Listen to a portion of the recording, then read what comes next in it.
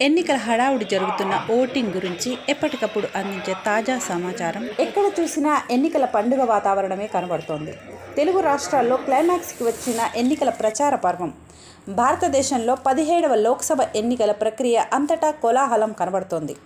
ఈసారి ఓటింగ్ శాతం కూడా మెరుగవుతుందని, వివిధ రాష్ట్రాల శాసనసభ ఎన్నికలు, దేశవ్యాప్తంగా లోకసభ ఎన్నికలు జరుగుతున్న వేళ అంతటా ఉత్సాహం వెల్లివిరుస్తోంది. ప్రతి ఓటరు తన ఓటును సద్వినియోగం చేసుకోవాలని ఎదురు చూస్తున్నారు. అన్ని పార్టీలు హోరాహోరీగా ప్రచారాన్ని పూర్తి చేశారు.